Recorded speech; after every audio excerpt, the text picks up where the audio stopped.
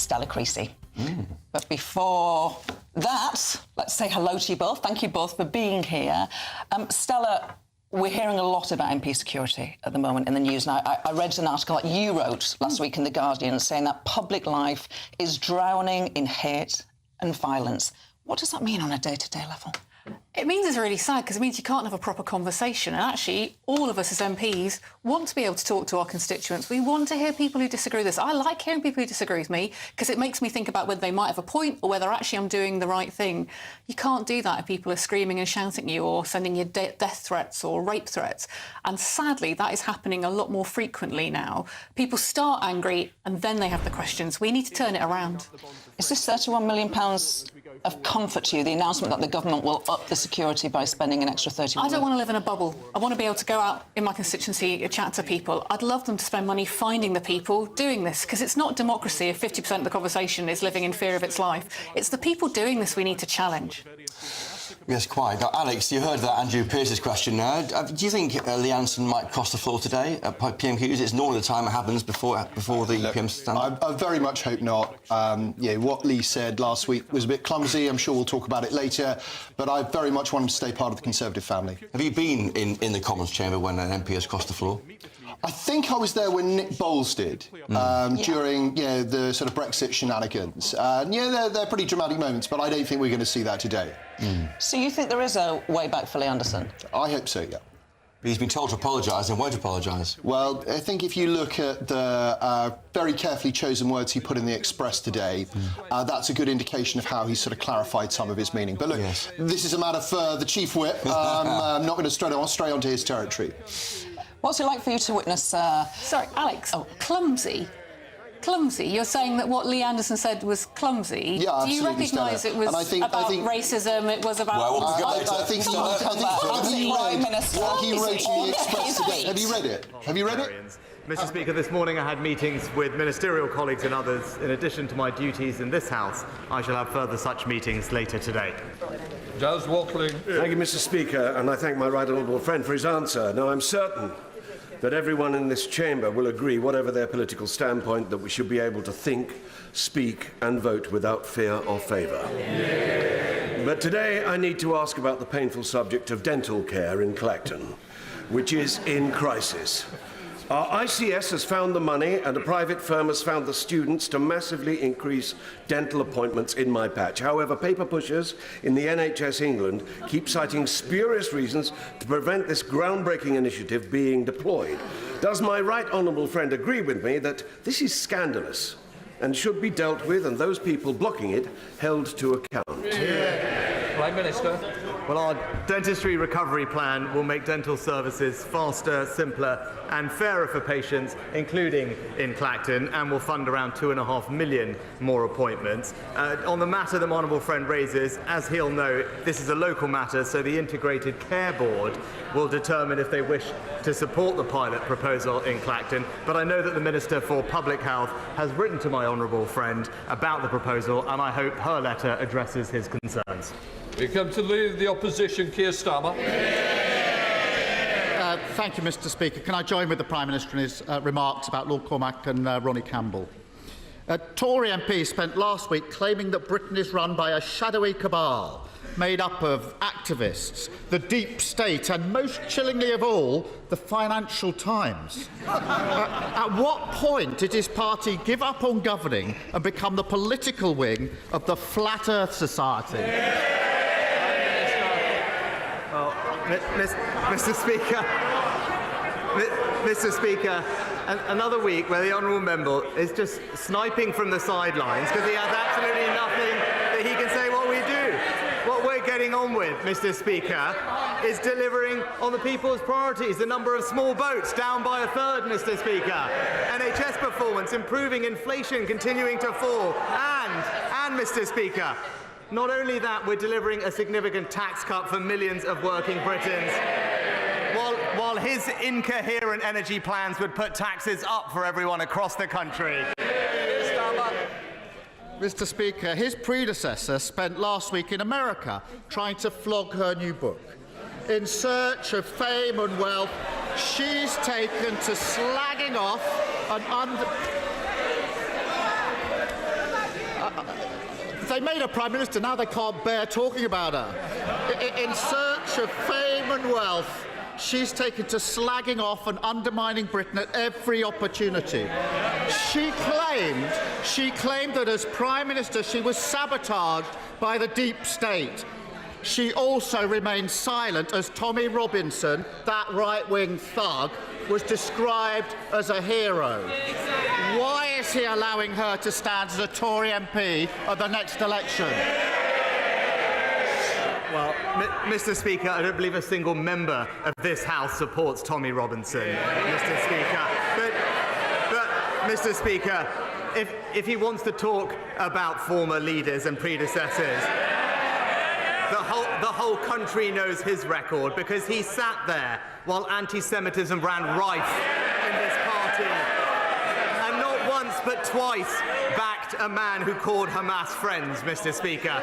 But to their credit, the Shadow Chancellor, the Shadow Home Secretary, and indeed the Shadow Foreign Secretary refused to back the former Labour leader. But he didn't, because he's spineless, hopeless, and utterly shameless.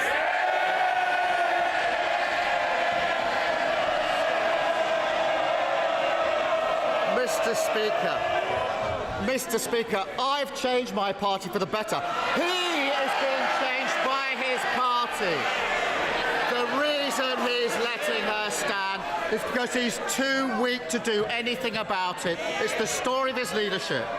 When they refuse to accept any blame for the ruin of the last 14 years, you do wonder who they think has been running the country all this time. Thankfully, the former Prime Minister's on hand again to help. It turns out it's all the fault of the media, the corporate world, and, bizarrely, the President of the United States. Winston Churchill once said, "The price of greatness is responsibility." Now, I don't think the British public are expecting greatness from this Prime Minister, just a bit of accountability. So doesn't think it would be great if, just for once, the Tories actually took some responsibility. Mr. Speaker, he talks about leadership, he talks about change, but when I learnt of something that I didn't agree with, I suspended one of my MPs straight away. But Mr. Speaker, when he learned of vile anti-Semitic remarks made by a Labour candidate, what did he do, Mr. Speaker? He instructed his team to defend him. He sent a shadow cabinet minister to campaign for him, and he personally backed him for days. And that's the difference between us. I act on my principles. He hasn't got any. I can't believe he's saying it with a straight face. The former Prime Minister continued on her American odyssey. This journey into the wild west of her mind. She also claimed, Mr. Speaker, that Nigel Farage is the man to restore the Tory party. Can the Prime Minister confirm whether he too would welcome Mr. Farage back into the Tory fold? Mr. Speaker, in our party, we have a proud tradition of diversity and accepting everyone from every background. Indeed, it is a proud record that puts Labour to shame, Mr. Speaker. This is the party that delivered the first Jewish Prime Minister, the first female Prime Minister, the first black Chancellor, the first Muslim Home Secretary, and now led by the first British Asian Prime Minister. While it seems he can only champion men from North London, it's the Conservatives that represent modern Britain, Mr. Speaker.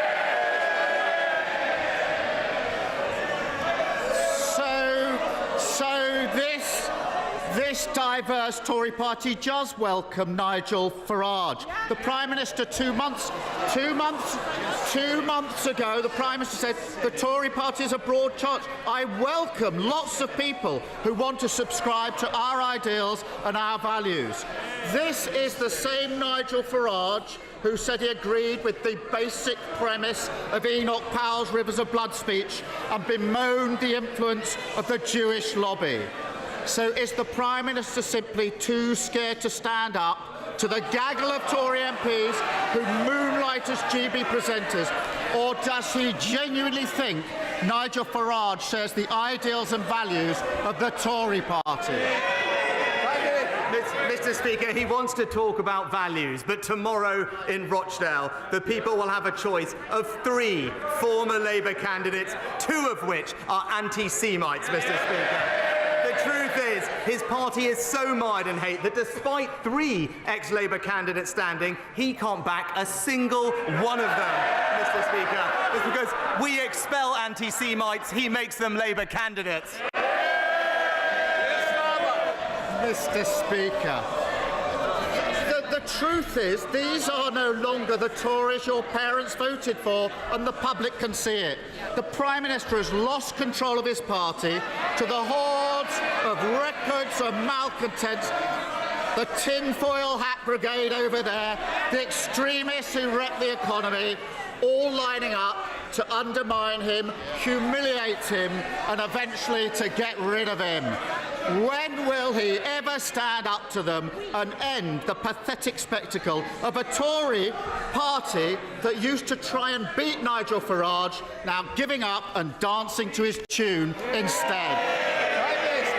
Mr. Speaker, utterly shameless from someone who stood by while anti-Semitism ran rife in his party, oversaw the appalling situation in Rochdale and twice backed the member for Islington North. And in the last few homes, Mr. Speaker, last few weeks, we've seen members of Parliament's homes surrounded, their events disrupted, council meetings threatened, and just last week we saw the very rules that govern this place abused because of intimidation, Mr. Speaker. While he might, Mr. Speaker, while he might want to bend to mob rule, we will face down the extremists and stand up for British values.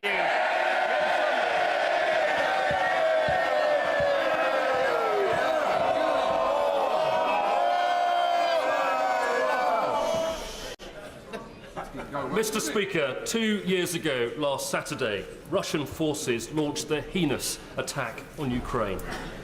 The response of the British government and the British people has been magnificent, and I want to pay my own tribute to all those who have done so much, not least in my own constituency of Bracknell, where Ukrainian people have been so warmly welcomed. Mr. Speaker, we must never bow to tyranny. So could the Prime Minister please assure the House that our support to Ukraine and all of our NATO allies will continue to be unwavering?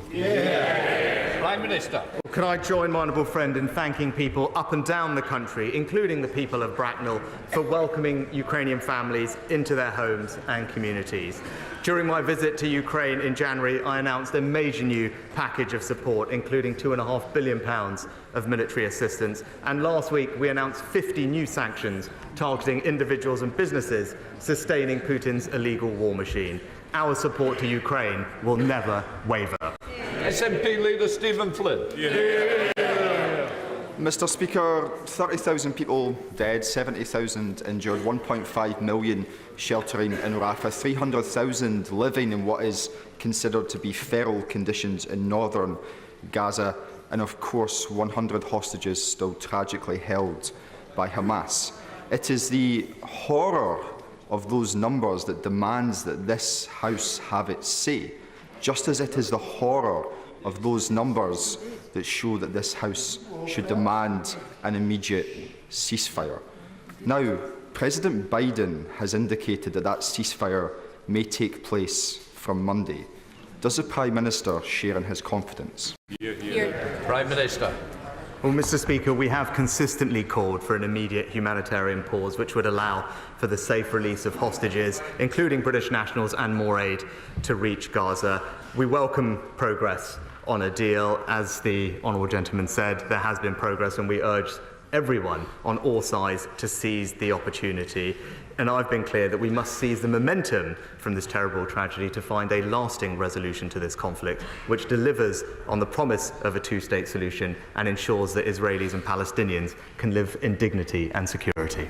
Stephen Flynn. Mr. Speaker, we're now approaching 5 months since this conflict first began. And in that time, this House has equivocated, and this government on 3 occasions at the United Nations has abstained when it could have voted for a ceasefire. Abstentionism is not leadership. So can I ask the Prime Minister, should this matter now come before the United Nations, with a ceasefire potentially in sight, will he use his government's vote in order to deliver that ceasefire? Prime Minister.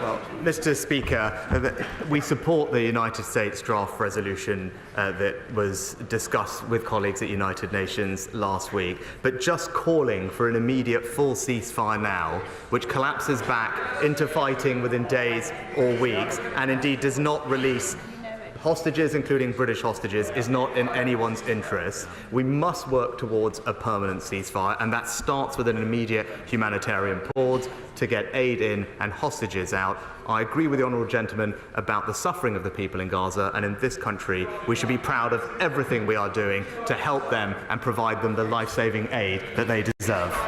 Dr. Jamie Wallace. Thank you, Mr. Speaker. I'm sure we're all proud of the open government we have, the availability of information and our open data. But with machine learning and AI fast becoming more prevalent, does the Prime Minister not agree that now is the time for us to look at licensing this information where it's going to be used for commercial gain to inform intelligence that's going to disrupt society and our economy? Thank you.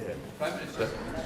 Well, can I join with my honourable friend and his passion for AI? And like him, I'm proud of our record at the forefront of the AI revolution, having created one of the world's first AI safety institutes, establishing the State of AI report, and hosting the world's first ever Global AI Safety Summit. Now, I will ensure that my honourable friend meets with the relevant minister to discuss his proposals to ensure that we can harness the opportunities of AI and protect ourselves against the risk that it poses. Liz Savile-Roberts. Plaid Cymru has signed the full facts pledge for an honest general election campaign. One of full facts' 4 asks is to renounce deceptive campaigning tactics. There is evidence of egregious, misleading campaigning in Wales and elsewhere by the Conservatives in recent weeks.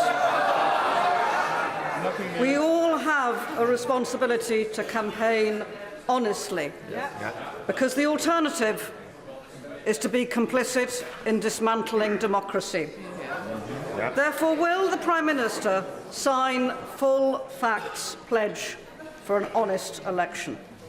Well, Mr. Speaker, I was pleased to just be in Wales last week, and these are the facts on the ground. The Labour-run Welsh NHS is performing the worst in the United Kingdom. Small Welsh businesses, including pubs and restaurants, are facing a crippling rise in their business rates. And indeed, Welsh farmers are being decimated by the plans of the Welsh Labour government. Those are the facts in Wales, and we're going to continue to point them out at every opportunity. Thank you very much, Mr. Speaker. There are 4,000 patients in Carshalton and Wallington facing uncertainty after landlords pulled out of discussions the day before the GP practice's lease expired and then issued them notice that they were trespassing. Now, the local ICB has issued a very weak statement. The local Lib Dem run council is refusing to meet the practice and myself.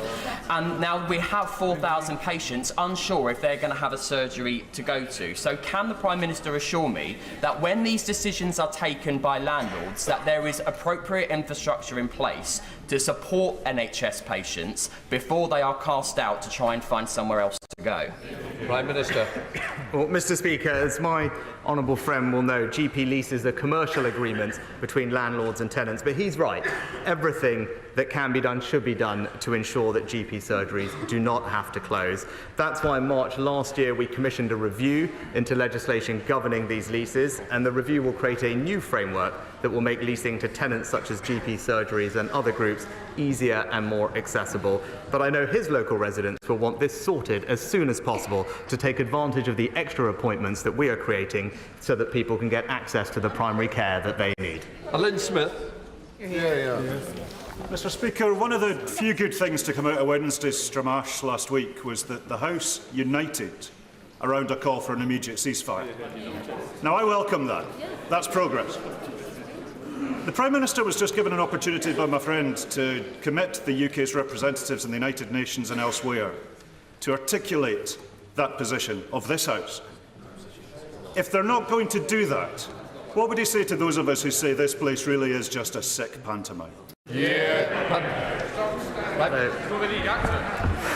Mr. Speaker, as I outlined previously, it is not right to call for an immediate ceasefire that would collapse instantly into more fighting and not do anything to get more aid into Gaza to alleviate the suffering that people are experiencing, but also to make sure that we can safely remove hostages, including British hostages. That has been our consistent position. We have been calling for an immediate humanitarian ceasefire, which will provide the conditions for a lasting and sustainable peace. But just calling for something that will collapse back into fighting is not in anyone's interest. But all our diplomatic efforts at the United Nations and elsewhere are targeted towards bringing that about, and I'm pleased that in recent days progress has been made, and we should keep pressure on all parties to come to a resolution. Lib Dem.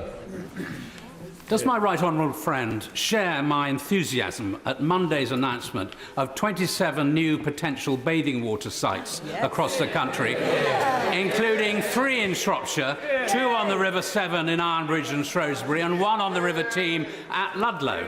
How will these very welcome designations improve the quality of rivers in Shropshire and the other areas under consideration? Well, Mr. Speaker, on Monday we launched a consultation on the largest ever rollout of new bathing water sites. 27 potential new bathing waters in England, including an extra one on the River Team in Ludlow in my right honourable friend's constituency. And he's right, substantial improvements have been made in recent years. Almost 90% of designated bathing waters in England now meet the highest standards of good or excellent, up from just 76% in 2010, Mr. Speaker. All part of our plan for water, which alongside this side of the House, voting for the strictest storm overflow targets and plans for unlimited penalties for polluting water companies, opposed by the party opposite. Thank you, Mr. Speaker. The parent of a 2-year-old in the UK is currently spending over £14,000 a year on a full-time nursery place. Last year, the Prime Minister promised these parents that in April 2024 there would be a new free childcare offer. With only a month to go, parents don't know they can access this offer because of staff shortages and because of the lack of childcare spaces. So could I ask the Prime Minister today, will the parents that he promised, will they be able to accept this childcare offer that he talked about last year, or is this another example of a broken Tory promise? Mr. Speaker, we're delivering on what we said, which is 30 hours of free childcare a week for parents of working parents of children from 9 months until they start school. It is the largest ever expansion of childcare in our country's history. But what I'd say to the honourable lady is, perhaps she might want to have a conversation with her Welsh Labour colleagues, who have been given the funding to deliver childcare expansion in Wales, and what have they done? They've pocketed the money instead of matching our plans to support parents in England. Thank you very much indeed, Mr. Speaker. The notorious Uli Treaton Crossroads, just outside of Alton in my constituency, is just one of several major road safety and highway issues that have been ignored for decades by the Labour-controlled Rotherham Council. I will be presenting a petition to this place telling Rotherham Council to end this chaotic mismanagement. But can I ask the Prime Minister's support to urge both the Labour-controlled Council and the Labour Mayor to listen to residents, get this junction sorted, to stop the huge tailbacks, save lives, get Rother Valley moving, and end this war against cars in my constituency? Well, my honourable friend raises an important point, and he's right to champion his constituents in this way, because when Labour run things, they do just run them badly. And he can be assured that we have provided £750,000 of funding to Rotherham Council for safety improvements to local roads, and we're continuing to provide vulnerable friends' constituents with a further £1 billion allocated to his local area in the second round of the City Region Sustainable Transport Settlement. Because of the decision that we made on HS2, communities, towns and cities across the North and Midlands are going to receive billions of pounds of funding for transport projects that will make a difference to him and his constituents far quicker than anything else that was planned. Dame Diana Johnson. Another 80 victims of the contaminated blood scandal have died since Sir Brian Langstaff gave his final recommendations on compensation to the government in April 2023, 329 days ago. Will the Prime Minister join families who are lobbying members of Parliament here today to explain why his government has failed to implement any of those recommendations 11 months on? Mr. Speaker, I'm acutely aware of the strength of feeling on this issue and the suffering of all of those impacted by this dreadful scandal. We've consistently acknowledged that justice should be delivered. I gave evidence to the public inquiry last year. The government has accepted the moral case for compensation, and which is why on Monday, in the other place, we committed to bringing forward amendments at report stage of the Victim and Prisoners Bill with the intention of speeding up the implementation of our response to the infected blood inquiry. Neil Kaczynski.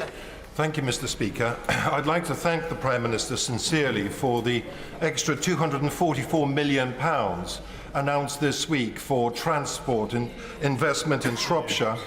This comes on top of £300 million for modernisation of our local A&E services, levelling up funds to modernise Shrewsbury Town Centre, and fully funding the North West Relief Road, the Ring Road round Shrewsbury.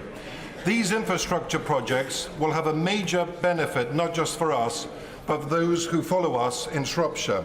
There is, however, one issue I would like to still raise with the Prime Minister, which is how our local Shropshire Council is funded to deal with adult social care costs. We have a disproportionately ageing population in Shropshire, and Shropshire Council is struggling to meet those additional costs. What more can be done to help councils like Shropshire deal with rising adult social care costs? Well, Mr. Speaker, can I pay tribute to my honourable friend for the work he does representing his constituents? He's right about the pressures that are faced, particularly in rural areas, which is why the government provided £600 million of additional funding for local government across the country, ensuring around a 7.5% increase in resources available to invest in social care, but also by an extra addition to the Rural Services Delivery Grant, an acknowledgement of the challenges of providing services in rural areas, with more funding for those rural councils to deliver. Alison Thewlis. My constituent Lee Haywood in Dalmarnock is on a communal heat network and has seen both his standing charges and his energy bills absolutely soar. The Heat Network Market Framework was introduced in 2021, but in a letter from his Minister in the Lords last week, he says his ambition is that price regulation will only start in spring 2026. So can I ask, is it his government's incompetence or Ofgem's lack of powers that are letting down constituents who can't afford to put on their heating this winter? Mr. Speaker, as the honourable lady will know, standing charges are a matter for the independent regulator Ofgem, who are currently looking at all of those things as part of a consultation. And more generally, it's this government that's providing considerable support to families across the country, including in Scotland, with their energy bills. And I'm sure she will join me in welcoming the recent announcement about the fall in energy bills, bringing them back to levels that we haven't seen in a long time, on top of the cost of living support that the Chancellor's provided, so that everyone in our country gets the help that they need. Bob Bristow. Warrington Fields is a much-loved open space, cherished by local residents and used by the nearby school as playing fields. Shockingly, Peterborough City Council proposed to fence off almost the entire area, rejecting a compromise that most residents and the school were happy with. Bizarrely, that the local council seeks to blame the Secretary of State for Education, myself, and even the Prime Minister. Will my right honourable friend get behind my campaign to save Warrington Fields and make it clear right here, right now, that this is a matter entirely for the local authority? Can I pay tribute to my honourable friend for his championing of his constituents on this matter? As he knows, last year the Education Secretary rightly rejected Peterborough City Council's application to remove the playing field land at Ken Stimpson Community School from educational land to public open space, and that decision ensured that children will have access to the open space that they deserve. But I am told by the department that the council can provide for some of that land to be fenced, and the department would be comfortable with that, provided that the overall site remains an educational land. That is something that I know he wants to see, and the department are ready to work with him to make sure that that happens. Kevin Jones. After yesterday's revelation that Nick Reed, the CEO of the Post Office, is under investigation for an 80-page report written by the former head of HR at the Post Office, does the Prime Minister and Business Secretary have confidence in Nick Reed's leadership at the Post Office? Mr. Speaker, it would clearly be inappropriate for me to comment on an investigation before it has been completed. Our focus remains working closely with the Post Office to ensure that it delivers justice for postmasters caught up in this historic scandal, and that's why we will imminently bring forward the legislation that we promised. Ceasefire. Thank you, Mr. Speaker. A few years ago, there was a proposal to build nearly 7,000 houses in a beautiful part of my constituency near the villages of Castor and Aylesworth, against the wishes of the local residents. I worked with the local community, and together we were able to stop this development. However, efforts are now being made to include this land in a revised Peterborough local plan. Would the Prime Minister agree with me that it is very important that the voice of the local community is heard, and that it is unacceptable that developments can take place in this circuitous way, especially when there is other more suitable land available in and around the city of Peterborough? My honourable friend raises an important issue, and he's right that the local community should always have their voice heard. It's important that councils bring forward local plans, but this must be done in close consultation with local communities because their voices matter. As I understand it, the Peterborough local plan is still under preparation, and there are opportunities to provide comments on the draft plan. So I encourage and commend my honourable friend for continuing to support his local community to make sure that their voice is heard. Sarah Owen. Thank you, Mr. Speaker. The Prime Minister talks about things going backwards. The UK is the only Western G7 power in recession. 7 consecutive quarters of no growth. That is the worst since records began in 1955. So can the Prime Minister tell the businesses going bust, tell the families struggling to pay their bills, and tell those being made homeless why this recession, which has his name written all over it, is a good thing for our country? Mr. Speaker, I would say to the honourable lady she might want to check some of the facts that she just outlined for the House that aren't quite right. Perhaps she would like to explain to the country why it is that her party is stuck with a completely incoherent energy policy that will saddle working families with £28 billion of higher tax rises and higher energy bills. Jonathan Gullis.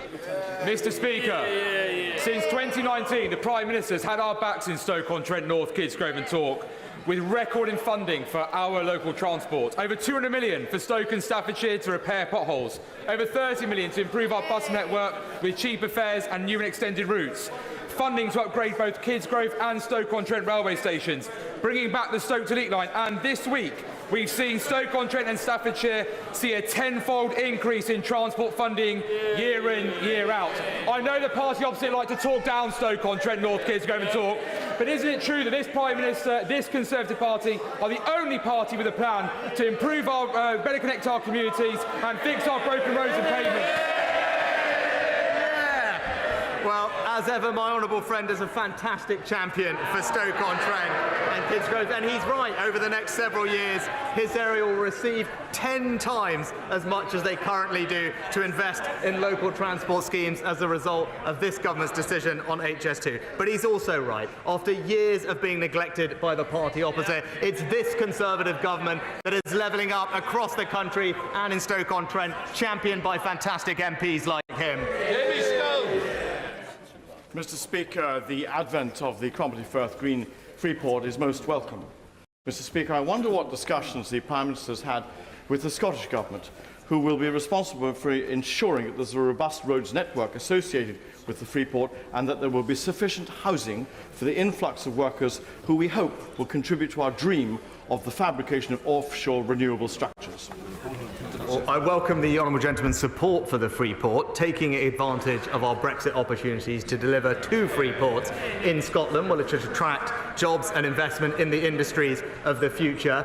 With regards to infrastructure investment, not only do we provide the tax benefits for a free port, there are £25 million of seed funding available to the free port in discussions with the government that can be used on local infrastructure improvements that make sense to develop the opportunities that the free port provides. Simon Fell.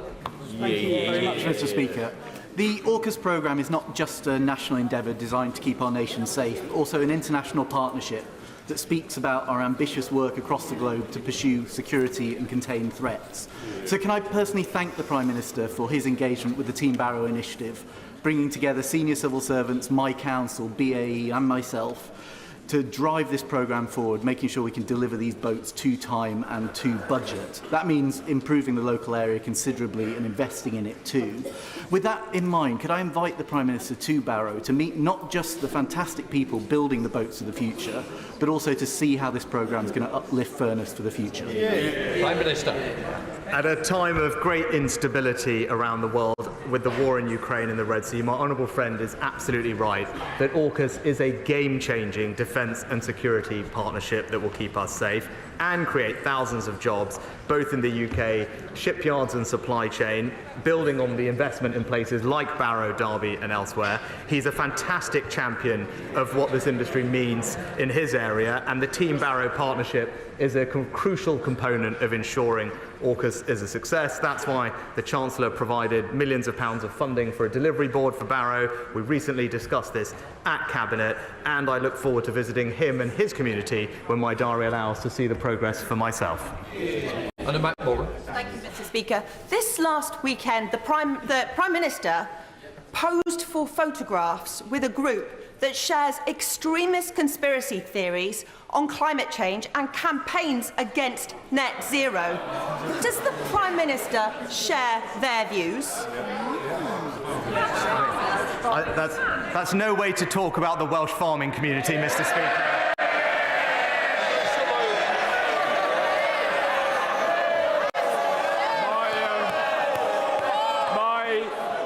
Integrated Care Board tell me that only £2 million of the £120 million of capital which they receive annually is for primary care, and that seems an unfairly small amount for our amazing family doctors and practice nurses who are, after all, the front door of the NHS. So can our local GPs have a greater share of this? Prime Minister. Can I thank my honourable friend for his excellent and continued campaigning on health provisions for his constituents. Now, on the specific point that he raises, integrated care boards do have the power to increase their primary care annual capital management budgets as long as they keep within the overall budget. I understand my honourable friend recently met with the Health Minister earlier this week to discuss this further, and I will make sure that his proposals are very carefully considered. Dame Angela Riedel. Very much, Mr. Speaker. The Prime Minister has just told my right honourable friend, the member for North Durham, that it's inappropriate for him to be commenting as a government minister on what bullying allegations at the post office, and yet he allows his trade secretary to comment freely, loudly, and often on Twitter. Is he content with her activities and her behaviour in this respect? Mr. Speaker, the business secretary set out her position explicitly and clearly in the House last week. And actually, since then, and despite some of the claims that were made by the party opposite, the former and permanent secretary at the department has completely refuted the claims that were made. And yesterday, the current CEO of the Post Office and the Director of Business Resilience at the department also refuted Mr. Staunton's recollection. Our focus and priority is delivering justice and compensation for those who have suffered a historic injustice. We are introducing legislation to right this wrong, and we will make sure that everyone gets the compensation that they deserve. Thank you very much, Mr. Speaker. The £132 million allocated to Cornwall from the Shared Prosperity Fund not only kept our promise to the Cornish people to replace EU funding, but has supported dozens of businesses and funded projects across the Duchy. However, the current round of SPF expires expires next year. So can the Prime Minister confirm that his government will continue with shared prosperity funding and continue to provide the support the Cornish economy needs?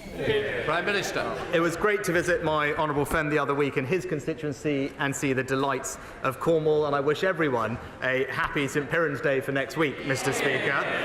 Now, Cornwall has been awarded over £130 million to deliver, I think, 100 different projects across the county through the UK Shared Prosperity Fund. Funding is confirmed for this spending review period up to the end of March 2025. But as with all government funding, decisions regarding the future of the fund are a matter for the next spending review. But I can assure him that we remain committed to an ambitious levelling up agenda in Cornwall and across the country. That completes Prime Minister's questions. That was Prime Minister's questions, taking questions from MPs in the House of Commons. We're still joined here in the studio by Cabinet Office Minister Alex Burghardt and Labour MP Stella Creasy. Now, you've been sending your questions to GBNews at gbnews.com. Please remember to say where you are when you send them. But first of all, we left the last debate, didn't we, Gloria, with a quite heated debate about Lee Anderson. And you heard there, Alex Burghardt, how the PM said he suspended Lee Anderson immediately. Is there no way back for him? No, as I was saying before the break, I very much hope there is, but we have a chief whip who will be considering these things and considering, what Lee said, clarifying his remarks and perhaps rowing back slightly from some of them as I think he should do, because I think it's wrong. I think he was wrong to assert that that the Mayor of London is controlled by Islamists. Reading his piece in the Express this morning, I think he recognises that. But as I say, we have internal process, and I will get a stiff word from the chief whip myself. And the term clumsy, you think he's a bit clumsy, not wrong, do you? I think, as I've just said, I think it was wrong for him to say what he said about the Mayor of London in that context. But he said he subsequently said he was clumsy, and I think he was right to do so. Labour's Stella Creasy, what do you make of that? Well, I can only go on what's being said in my local community, which is a very, very diverse community. People are very on edge. There's a lot of community tension. And when they see people in positions of power, elected people, using both racist and Islamophobic language, and it was because it categorised all Muslims as being the same, to not acknowledge that. We've got to acknowledge there's a problem. Did it? There is absolutely a problem. Yes, he said that Sadiq Khan was in hock to his mates, as if there is some kind of international conspiracy. Now, many of us have called out those people who've made those allegations about Jewish people in our country, and I think we do have to recognise, and I listened to Saeed Awasi on this, there is a problem. We have to know the problem to deal with it, because it's actually in nobody's interest for this kind of behaviour, this kind of language to become normalised. I have read that article in the Express. Well, you have now, Stella. Now Chris gave it to you in the break. I have read it because you said I should, so I wanted to read and want to listen. But actually, Lee Anderson is still doubling down on the idea that it is not racist, it is not Islamophobic. Just come back on what Alex, you said, Stella. I've listened to you. All right, Stella, Can I finish my sentence? Go on. Thank you. And I just think we all have a choice to make, because British politics is right now full of heat, not light. And you probably saw that in Prime Minister's question times. Okay. We've all got to go out and justify to our constituents, actually, are we getting the work done? Are we doing things to make things better for your lives? Or are we just shouting and screaming at each other and using more and more extreme language? I don't want to live in Trump's America. I probably think you don't want to either, Alex. We've got a choice to make whether we're going to bring and import that kind of behaviour here, or actually, when it happens, just say sorry, Lee Anderson, because he can't say sorry. And he said in the article he's not going to apologise. And it's interesting that you use the word nuance, having read Lee's piece, where he actually goes out of his way to make that nuance, saying, I'm not criticising 99.99% of the Muslim community. So you just read that, and you didn't refer to it, which is a bit disappointing. He says, I'm not criticising 99.99% of Muslim people in this country. What I am saying is that there are a very small minority of extremists who we have to call out. And I think that's absolutely right. One of my friends and colleagues was killed by an Islamic extremist. I've had one of my colleagues had their office burnt down by extremists, and we've had protests outside of a colleague's house. These are very sensitive subjects, and it's quite right that MPs feel that they can stand up to that tiny minority of extremists. Alex, Joe was my friend, so was David. I know that well. I've lost I'm making people. the point. David Amos was my friend from too. my side.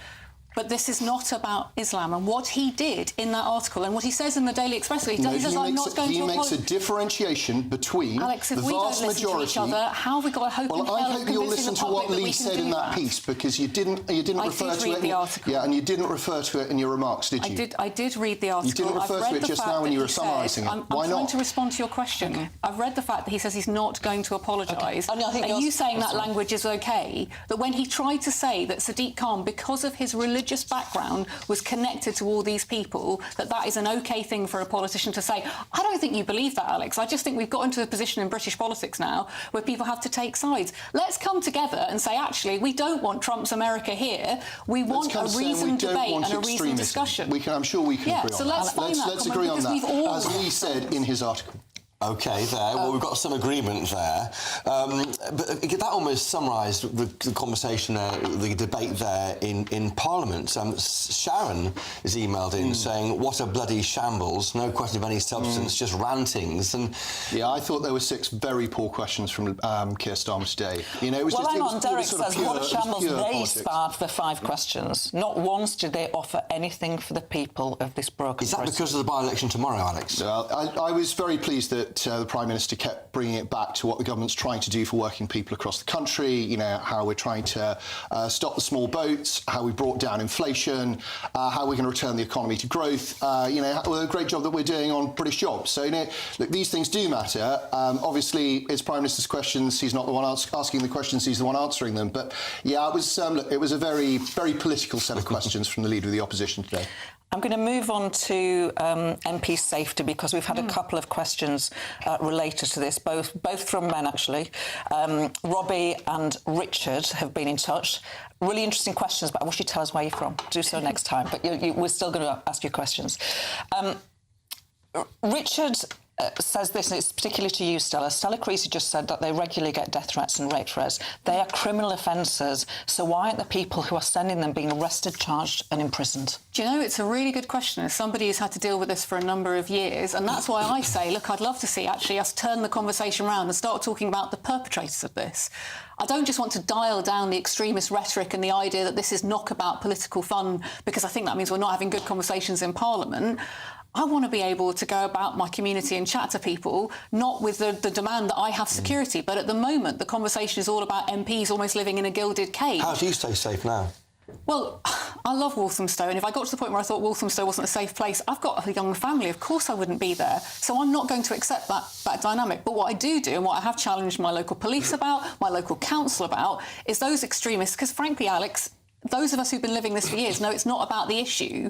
Those of us who recognise there are campaign groups who are normalising the idea that you should protest outside MPs' houses, that you should target their staff, you should target their families. And I'm sure we would both agree that's not OK, because that's not democracy. That's not having a proper, reasoned conversation. Now, look, Parliament isn't covering itself in glory.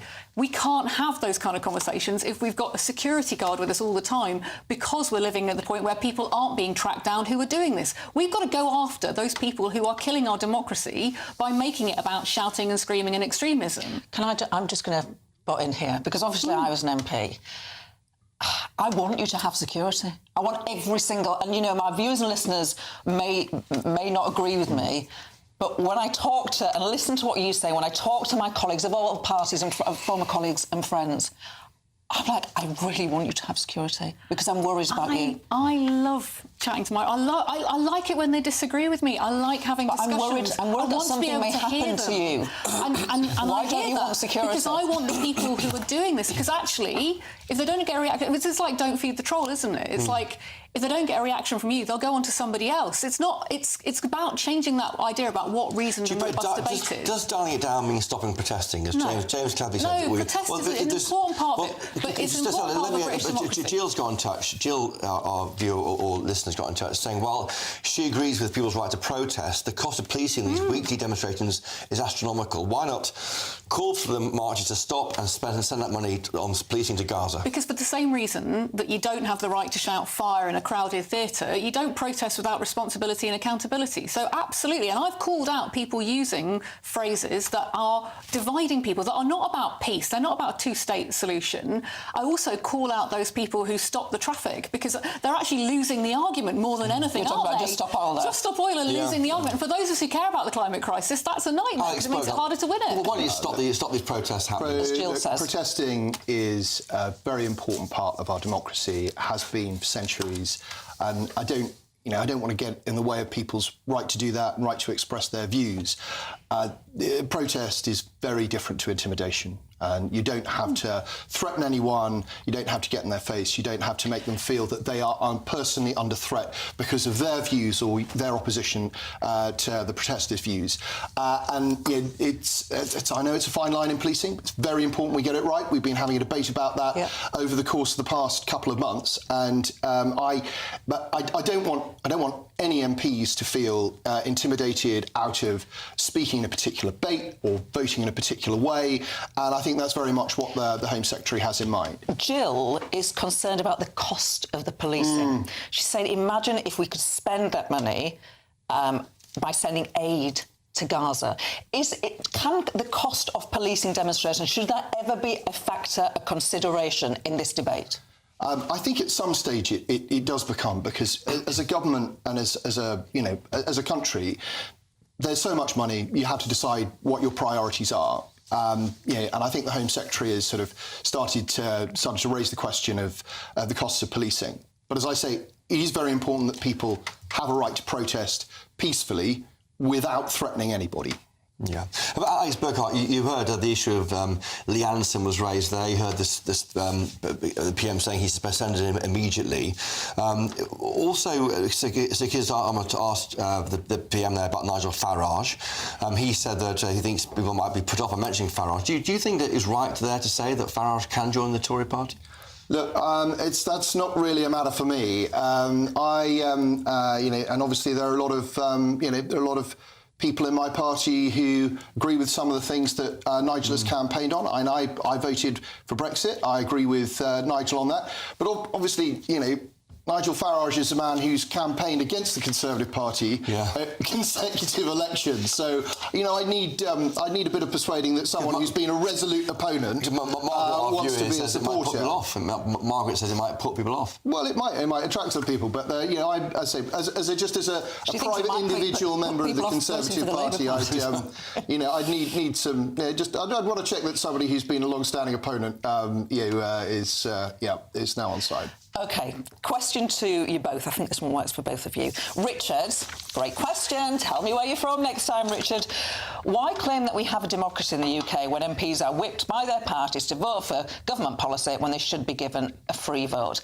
I'm interested, have you two ever rebelled? Yes. Yes.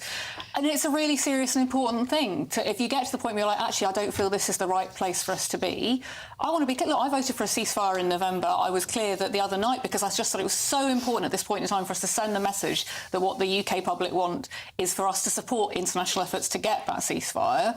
And Conservative colleagues were in that space too. But whipping is really important because it's about the collective decision-making process. So you don't do that lightly. You do that because you think, actually, at this point in time, it's the best way to express the concerns that we have.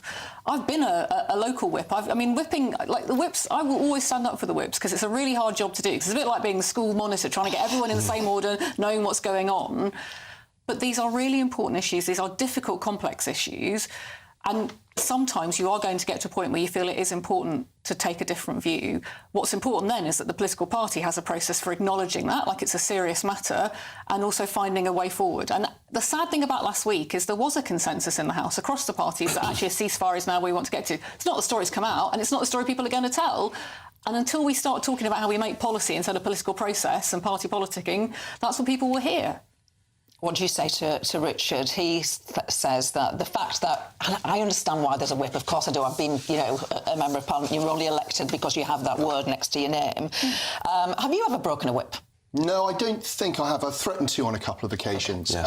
and one of the things powerful as well. Absolutely, and one of the things about politics is knowing when to compromise and knowing when to stand your ground. And one of the things I love politics. I followed it for a long time. One of the things I'd never really appreciated it until I was an MP is the amount of negotiation that goes on behind closed doors within parties. You know that you have your rows in private, and then you try and present a united front to the country. Yeah, Leon from Northampton says here: should the PM give a free vote on a ceasefire in Gaza? Would you like a free vote? I think the Conservative Party is largely united, but I have, on the Prime Minister's position, we have some colleagues who disagree, and, we respectfully disagree with each other on that. A free vote for you? We voted for a ceasefire last week. At the end of the day, the Labour motion did actually go through. Let's not so go there, let's Stella. move forward and say, what do we do to help support get one? These two have been brilliant.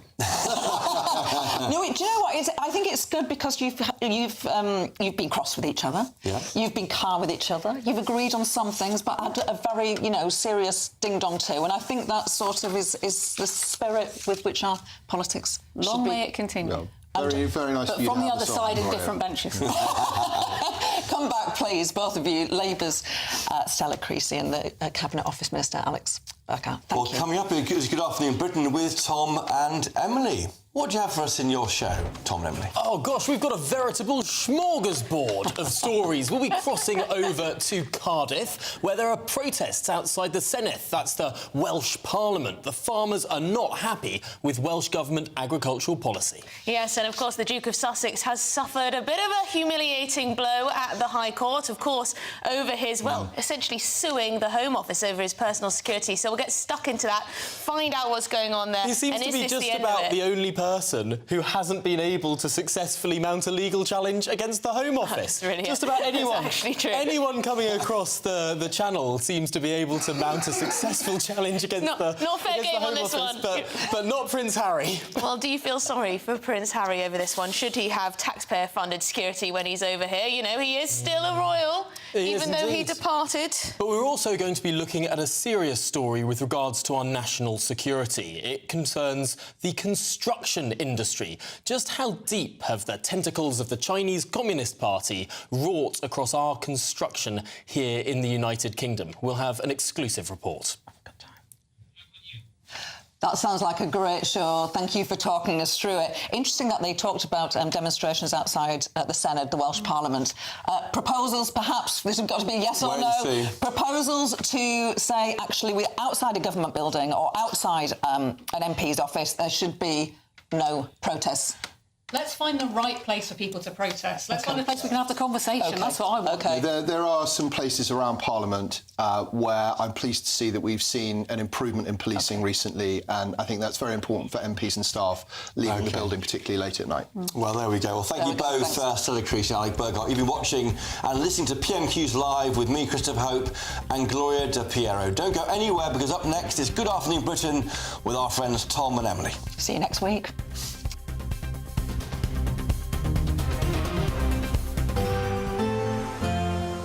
A brighter outlook with Box Solar, sponsors of weather on GB News.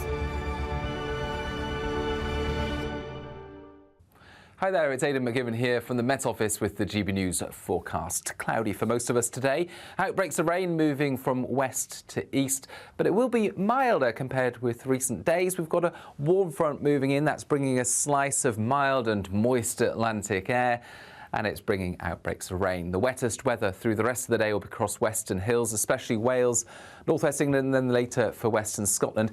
It does push its way southeastwards, so a spell of rain through the evening for the southeast, and then clearer spells for Scotland and Northern Ireland by the end of the night, albeit with a strengthening wind and frequent showers moving in. Colder here, but staying mild for England and Wales, and a damp start for much of England and Wales first thing Thursday. The rain does tend to push southeastwards, so it dries up across Wales, the Midlands, and certainly a bright day to come for Scotland and Northern Ireland, albeit with those blustery showers and gales for the north and northwest of Scotland, and feeling cold in that wind, but it stays damp throughout the day across East Anglia and the south of England. 12 Celsius here, 6 or 7 in the far north and northwest. Then the colder air that exists in the northwest on Thursday pushes across the whole of the UK through Friday with a spell of rain, sleet and some significant hill snow for Wales and northern England, as well as later on for Scotland and Northern Ireland. That clears through. Drier conditions for many on Saturday and Sunday and milder in the south. Looks like things are heating up. Boxed boilers, sponsors of weather on GB News.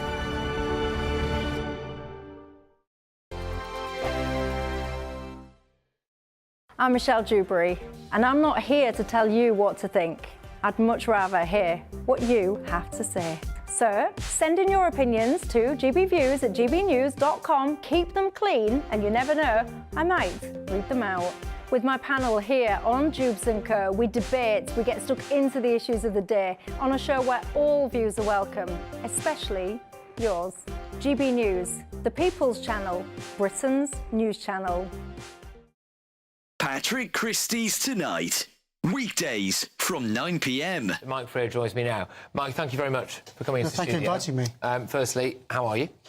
It's been a busy day, and it's been quite a traumatic experience. It's a real wrench to walk away from a job that you love, but also a constituency that you've become. You know, I live there; it's my home, and I regard many of my constituents as friends, and it is an amazing place. And to walk away from that is really quite. It's quite an emotional wrench to think this was a job I loved, but unfortunately I can't do it anymore.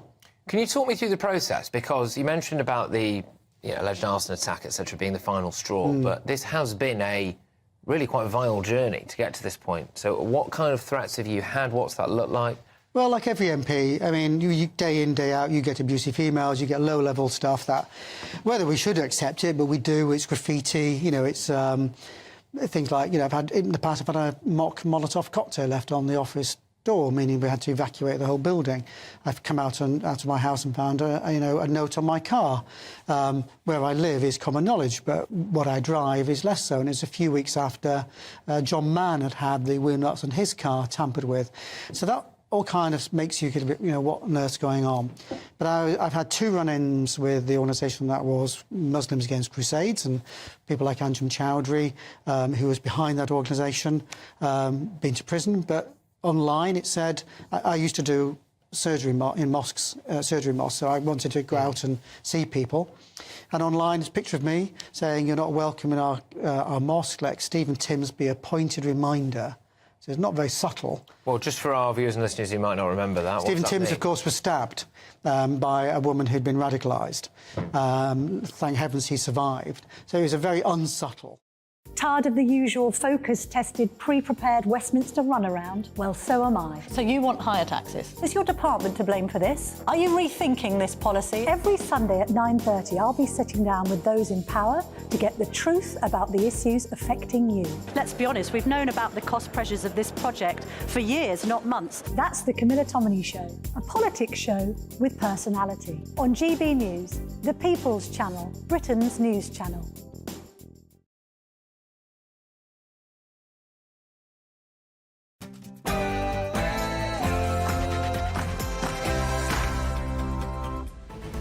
Good afternoon, Britain. It's 12 o'clock on Wednesday, the 28th of February. MP Safety, a multi-million-pound fund has been announced to protect politicians. But one senior MP says they